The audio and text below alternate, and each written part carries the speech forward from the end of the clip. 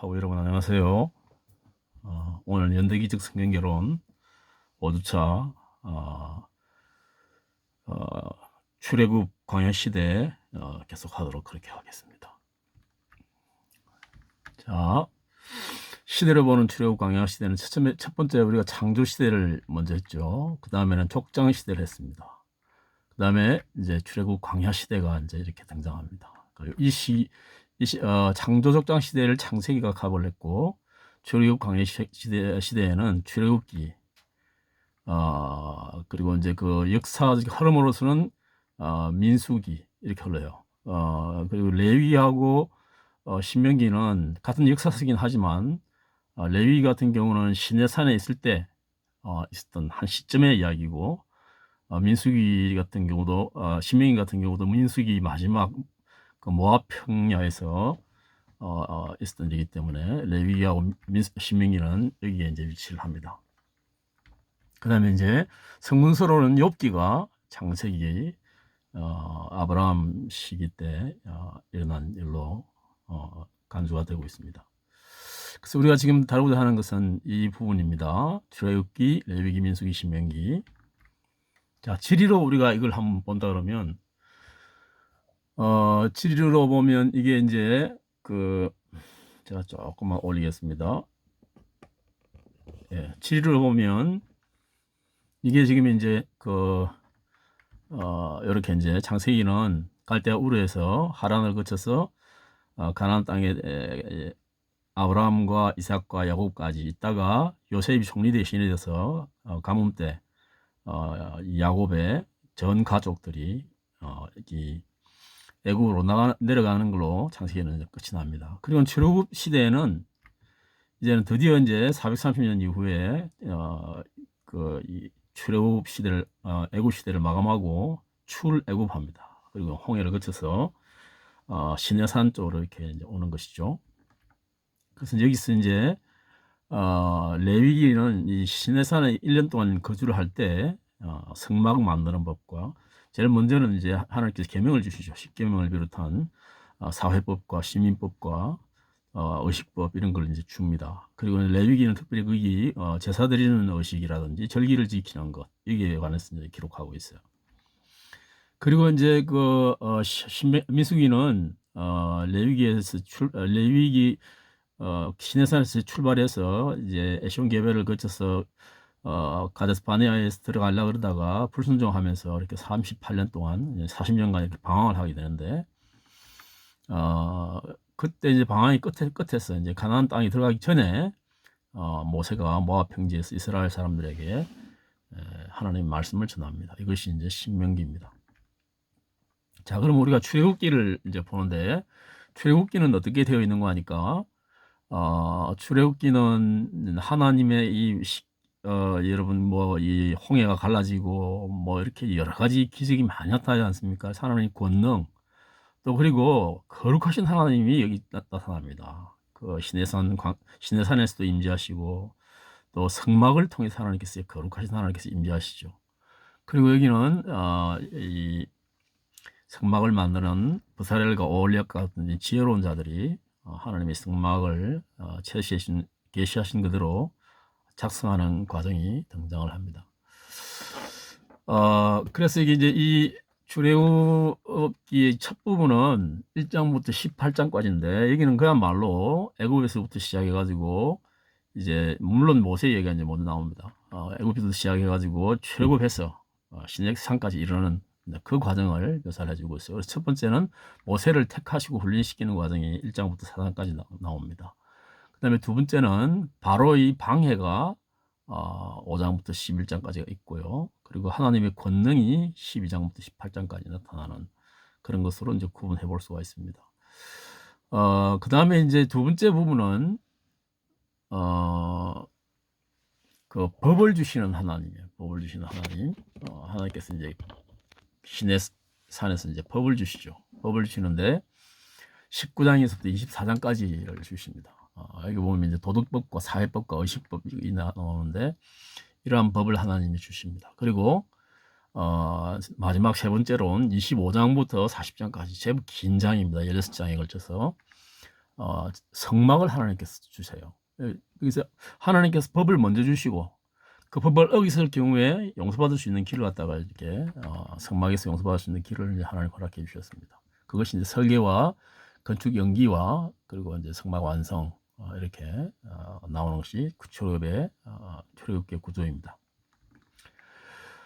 출애굽기를 이렇게 쭉 보면 역사적으로 보면 이 출애굽기는 시기적으로는 이 요셉을 알지 못하는 왕의 출현이 1580년 나옵니다. 이 힉소스족이 이제 침입에 들어와가지고 새로운 애국 왕조를 만드는데 그리고 난 이후에 약 한 53년이 지나고 난 이후에 모세가 이제 출생하고 그리고는 1487년 모세가 40대 됐을 때 도망을 하죠.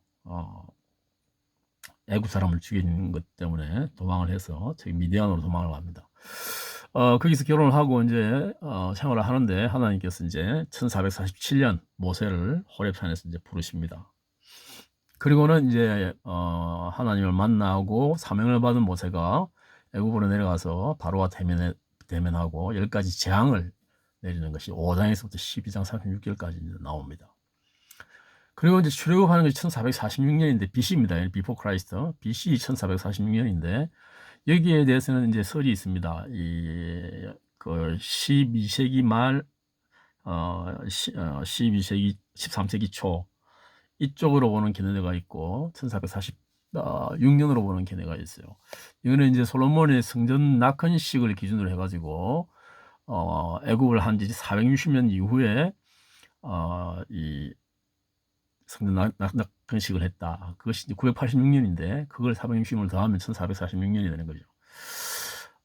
그래서 여기 지금 출애굽 시기를 이게 이제 후기 출애굽설이라고 하는데 이 후기 출애굽설을 갖다가 이제 지지하는 쪽도 있고 이제 고고학자들은 주로 정기 그 출애굽설을 주장하는 사람도 있습니다. 좀 이거보다는 또 좀 더 늦게 출애굽했다고 이렇게 주장하는 측이 있다 이 말이죠. 그리고 이제 1년이 지난 이후에 그 시내산 도착하고 난 이후에 1년이 지난 이후에 1445년 1년 만에 성막이 이제 완공이 됩니다. 그것이 이제 출애굽기 35장에서 40장까지 이렇게 등장하고 있습니다. 모세를 하나님께서 준비를 해서 하세요. 이 모세는 여러분 잘 알다시피 이제 이 애굽 사람들이 이 사람들이 인구수가 많아지니까 그 왕조가 굉장히 그 위협을 느끼는 거예요. 그 인구수가 많아지면 이제 많은 인구에 의해서 이제 여론이 형성이 되고 정치를 하기 힘들어지니까 그래서 이제 여자아이를 낳으면 그대로 두고 이거 일단 하시다 해놓고 자 남자아이가 태어나면 이제 죽이라 그래요. 근데 일단 뭐 이 애굽의 법은 아이가 태어나면 못 죽이니까 그 산파들이 도착하기 전에 아이들 벌써 낳았더이다. 히브리 여자들은 건강해서 그렇게 해가지고 변명을 하니까 그러면 히브리 남자애를 낳으면 이 나일강에 이제 버리라고 그렇게 이제 그 명령을 내리죠. 근데 이제 여기 그 나일강을 이제 그 버리니까 참 얼마나 거기 이 히브리 민족들의 그 가정마다 가슴이 찢어졌겠습니까? 그야말로 그냥 뭐 하나님의 백성들을 말살시키는 그런 정책을 펴는 것이죠. 나중에 하나님께서 이걸 보복을 하십니다. 어떻게 보복을 하십니까? 애굽의 장자들을 다 죽이죠. 마지막 그 10가지 재앙 중에서 장자들을 다 죽인단 말이에요. 그리고 이 애굽의 군대들을 갖다가 이 홍해를 지나고 난 이후에 크게 다 수장을 시켜버립니다. 그렇게 하나님께서 이 복수를 하는 장면이 이제 출애굽기에 등장을 합니다. 물론 이제 나일강 물이 변해서 피가 되는 것도 그 나일강을 섬기는 이 신을 심판하는 과정이기도 하면서도 일종의 하나님의 권능을 보여주는 그런 사건이었죠.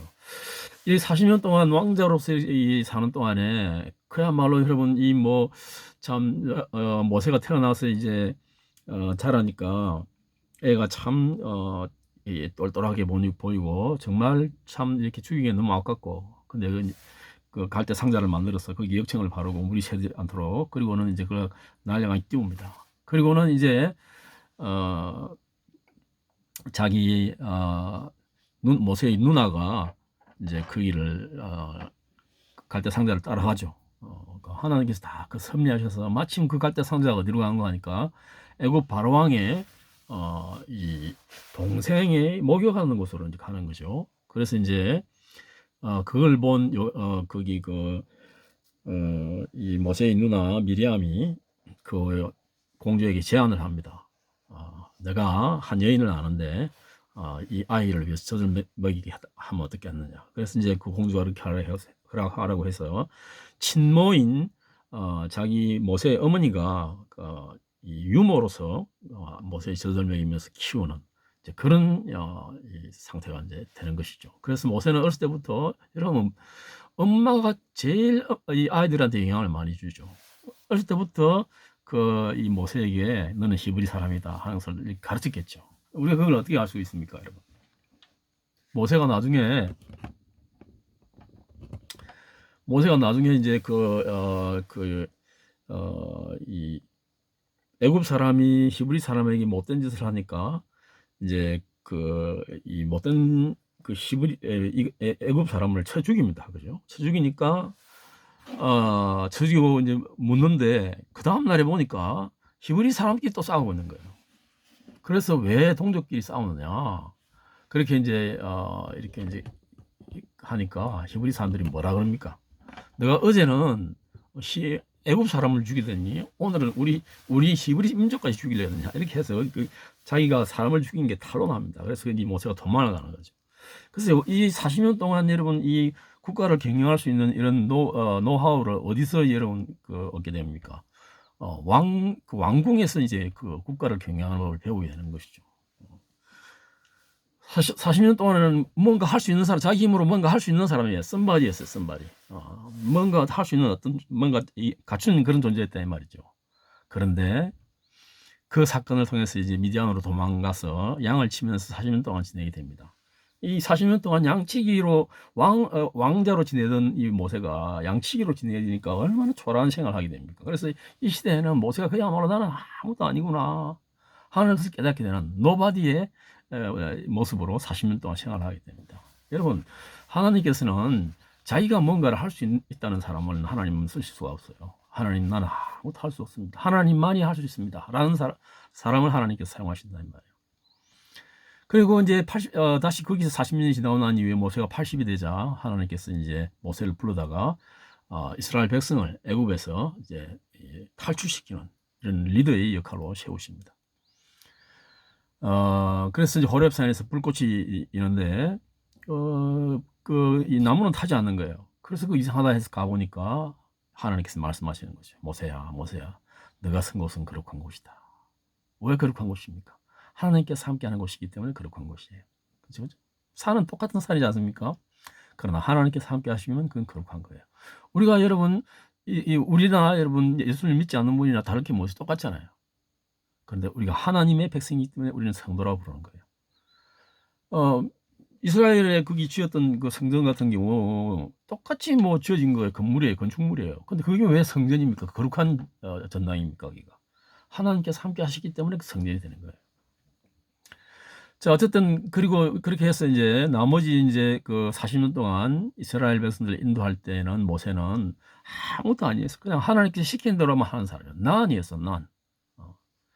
그러니까 썸바리일 때 내가 뭔가 할 수 있겠다 하고 생각할 때에는 하는 자기 인유가 나옵니다. 자기 중심성이 발동이 된단 말이야. 사람을 죽이기도 하고 막 이렇게 자신이 막 자아가 막 드러납니다. 그러나 자아가 다 죽었을 때 하나님께서는 모세를 이스라엘의 리더로서 사용하시는 것을 볼 수가 있어요. 우리가 생각할 때는 젊었을 때 한참 일을 할 수 있을 때 열심히 일을 하지, 일을 시키시지, 왜 젊었을 때 저렇게 에너지를 다 빼게 하시고 나이가 들어서 이렇게 이스라엘 백성을 이끌게 하실까, 이렇게 생각할 수 있지만 하나님께서는 하나님 중심성을 가지고 있는 자에게 신의로 하나님 뜻대로 행동할 수 있는 자격 요건을 갖췄을 때 그 사람을 사용하신다는 것이죠.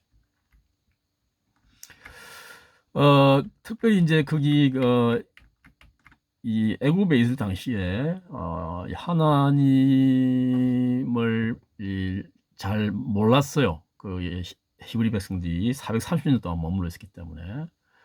그래서 거기 히브리 백성들이 하나님을 잊었어요. 그래서 하나님의 존재를 알리고 있었어요.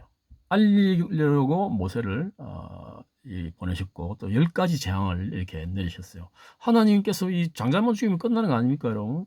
근데 그렇게 하지 않고 10가지 재앙을 통해 가지고 하나님이 얼마나 권능의 하나님인가를 보여주시는 거예요. 히브리 사람들이나 애굽 사람들이 다 하나님을 몰랐어요. 그 이방 민족들도 마찬가지였어요. 하나님을 모르고 있었어요. 그래서 10가지 재앙을 통해서 하나님만이 이 세상을 창조하시고 통치하시는 유일한 신이시라는 것을 가르치시는 거예요. 참 왕은 바로 하나님이라는 것을 가르치시는 거예요. 애굽 사람이나 이스라엘 백성이나 다 이방 신을 섬기고 있어요. 그래서 이방 신을 버리고 유일하신 하나님 신이신 하나님 개념을 갖게 하려고 10가지 재앙을 여러분 내리십니다. 그래서 여기 여러분 밑에 그림을 보시면 10가지 재앙의 그림이 여기 이제 나오고 있습니다. 10가지 재앙. 10가지 재앙이 이제 나오죠.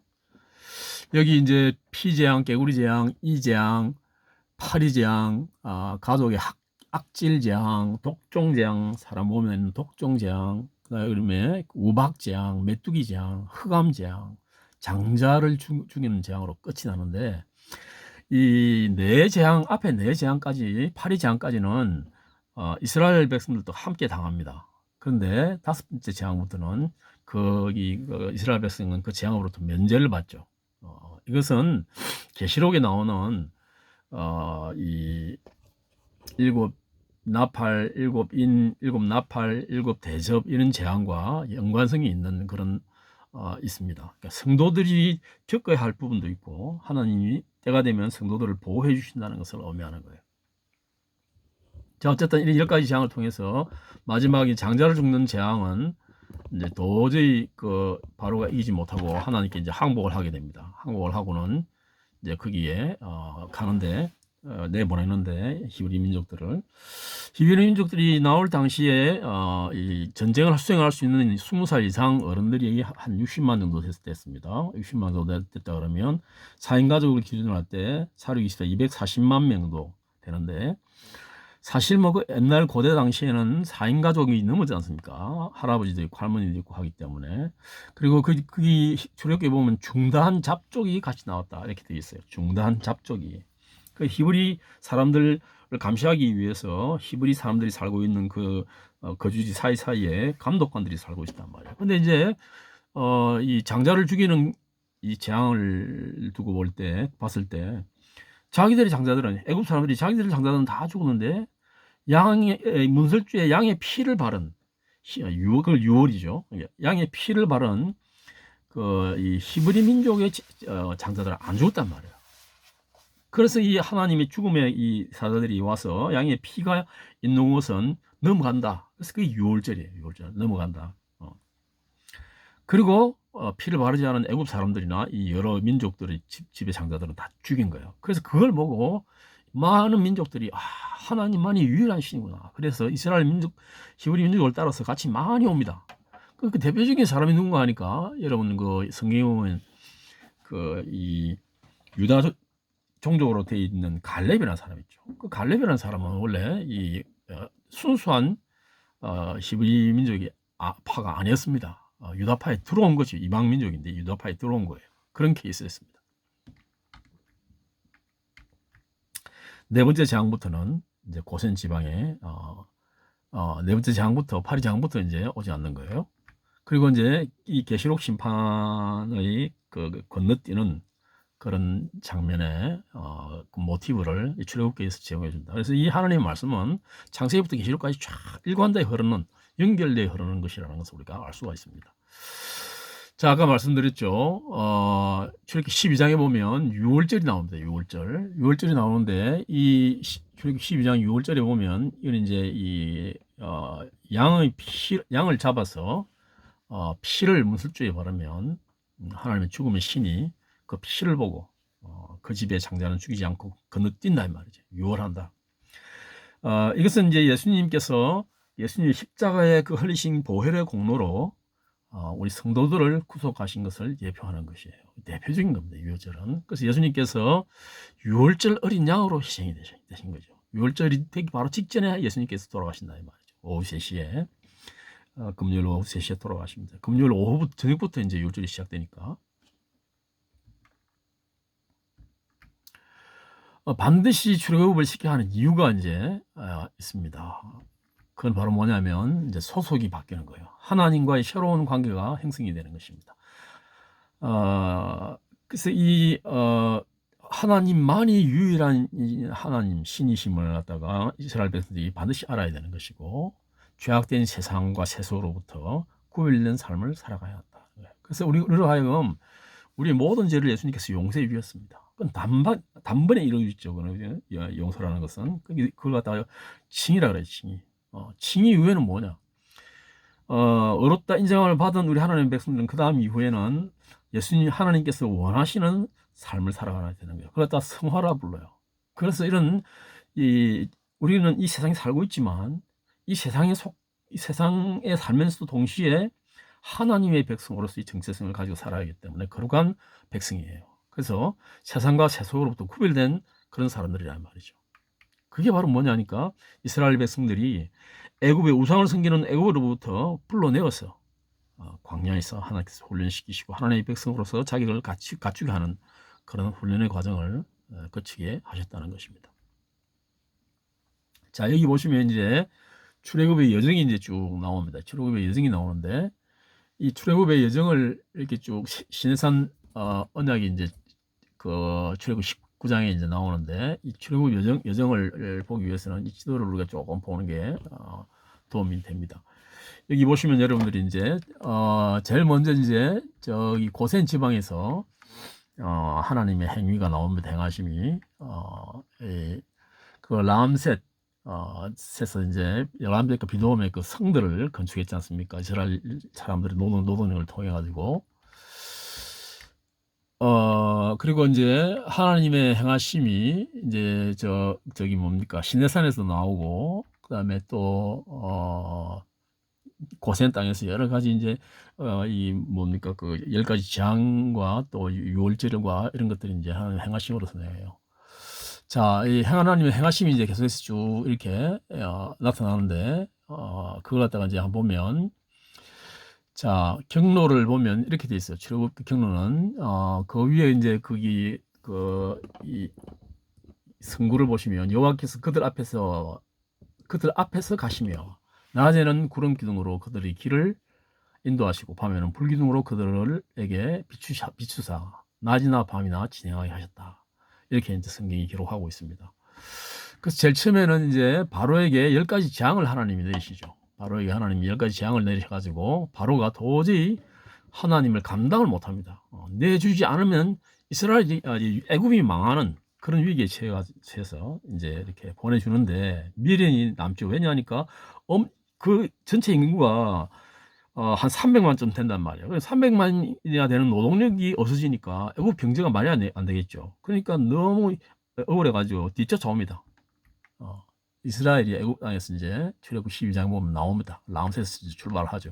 숫곳으로 와서 저렇게 이제 저기 옛날에는 점선이 있는 이곳이 이제 다 이 바다로 홍해로 추정이 되는 곳이에요. 이곳이 그래서 이쪽으로 홍해를 건너서 온 것으로 이렇게 이제 추정을 해서 숫곳에서부터 썬물이 있었던 그 마라로 이렇게 이제 오게 됩니다. 홍해를 건너는 것이 출애굽 14장에 이제 등장하는 것이죠. 이 10개라는 영화를 보면 그걸 웅장하게 옛날 영화긴 하지만 표현하고 있습니다. 요즘 같으면 더 아주 흥미진진하게 이제 그릴 수 있겠죠. 컴퓨터 그래픽으로. 그 마라의 그 썬물이 단물로 변하는 장면이 15장 22절에 이제 등장을 합니다. 그리고는 이제 종려나무가 있었던 12샘과 70종려나무가 있었던 엘림에 간 장면이 출애굽 15장 27절에도 등장을 하고요. 이때 이 평야를 갖다가 신광야라 그래요. 신광야.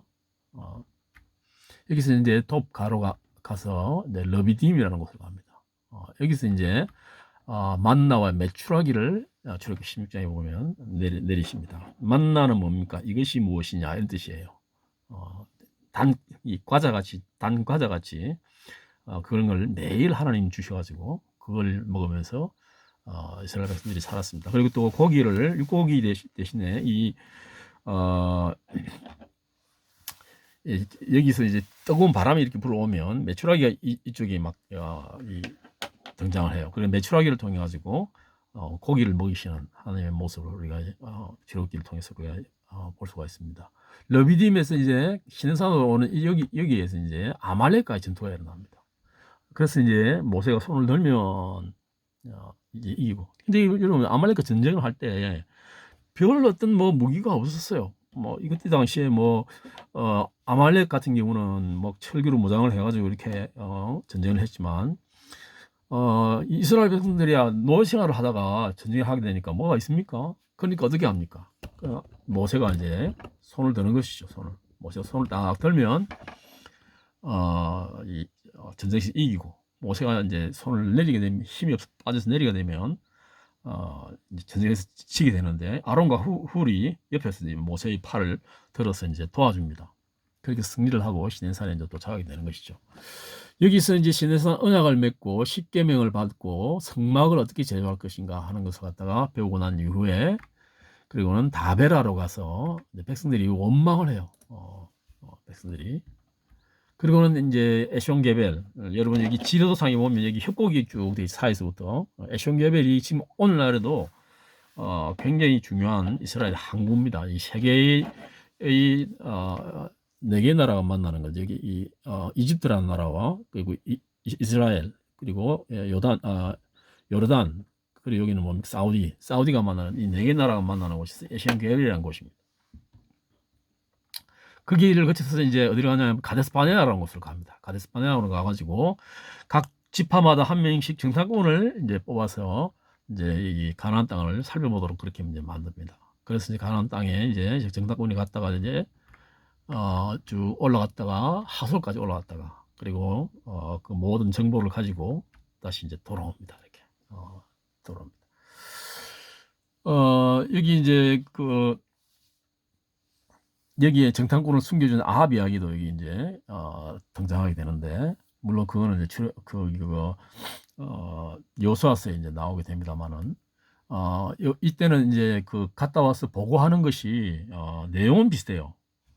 내용은 다 적과 꿀이 흐르는 좋은 땅이더라 비슷한데 태도가 달라요. 거기 가면 엄청난 이 낙에 큰 거인들이 살고 있는 데라서 우리 힘으로는 도저히 못 이깁니다 라는, 우리는 그들에 비해서는 메뚜기 같습니다 라고 보고하는 그런 이유가 하나 있는가 하면, 이 에브라임 지파의 여호수아와 또 유다 지파의 갈렙은 그렇지 않다. 그들이 그렇게 강대해 보일지라도 하나님이 우리와 함께 하시면 우리가 이길 수 있다라고 보고를 해서 하는데, 이스라엘 백성들이 막 모세를 원망하고 모세와 아론을 막 원망하고 하니까 모세가 땅에 엎드려 가지고 밤새도록 이렇게 하는 장면이 그 표현이 되어 있습니다. 그러니까 하나님께서 진노하셔 가지고 너희들이 이제 40일 동안 정탐을 했는데 그 하루를 1년으로 계산해서 40년 동안 이 광야에서 방황할 것이다. 이렇게 40년 동안 방황을 하면서 기존에 있던 모든 20세 이상 사람들을 다 죽고 난 이후에 오직 여호수아와 갈렙만 가나안 땅으로 이제 들어가고, 나머지 새로운 세대가 가나안 땅에 이제 들어가게 되는 것이에요. 정탐꾼이 이제 갔다 왔다가 이스라엘 백성에게 40년 동안 광야에서 방황할 것이라고 민수기 14장에 이제 하나님께서 이야기를 하십니다. 그리고는 다시 이제 40년 동안 이렇게 방황을 합니다. 에돔 땅으로 갔다가 돌아서 모압으로 갔다가 모압 돌아서 느보산에 가는데, 느보산에서 이제 모세가 신명기 34장에 죽는 장면이 나옵니다. 그래서 이 모세가 느보산 자락에서 이제 새로운 세대 아닙니까? 광야에서 기존 세대들은 다 죽고 난 이후에 그 새로운 세대들에게 하나님께서 말씀하신 행하신 일과 말씀하신 것을 다시 가르쳐요. 그것이 신명기입니다. 이제 여호수아와 이 민수기가 출애굽기와 민수기가 주로 이 역사에 관한 것이고, 레위기는 이제 성막 제사 드리는 법과 절기 드리는 것이 이제 기록되어 있고, 신명기서는 한 시점에 모세의 설교가 기록된 것이에요. 그러니까 역사를 따지면 출애굽기와 민수기가 주된 역사라고 이제 볼 수가 있습니다. 자, 구약의 핵심은 신해산 언약이에요. 구약 핵심은 신해산 언약인데, 이 신해산 언약은 이 출애굽기 19장에 이제 등장합니다. 19장 4절에서 6절인데 이 말씀은 굉장히 우리 성경에 있어도 굉장히 중요한 말씀이에요. 제가 한번 읽어볼게요. 내가 애굽 사람에게 어떻게 행하였음과 내가 어떻게 독수리 날개로 너희를 업어 내게로 인도하였으면 너희가 보았느니라. 세계가 다 내게 속하였나니 너희가 내 말을 잘 듣고 내 언약을 지키면 너희는 모든 민족 중에서 내 소유가 되겠고 내가 내게 대하여 제사장 나라가 되며 거룩한 백성이 되리라. 너는 이 말을 이스라엘 자손에게 전할지니라. 세 가지죠. 근데 조건이 하나 있어요. 내 말을 잘 듣고 내 언약을 지키면 요 조건입니다. 그러면 첫 번째 하나님의 소유가 될 것이다. 두 번째 제사장 나라가 될 것이다. 세 번째 거룩한 백성이 될 것이다 하는 거예요. 이게 신해산 언약입니다. 이 언약이라는 것은 두 가지가 있어요. 이 행언약과 이 은혜 언약이 있는데 우리가 이 신해산 언약이 출현된 것을 우리가 다시 한번 지난번 것을 잠깐 이제 복습을 좀 할 필요성이 있는데 일단 여기까지 하고 조금 쉬었다가 계속해서 하도록 그렇게 하겠습니다.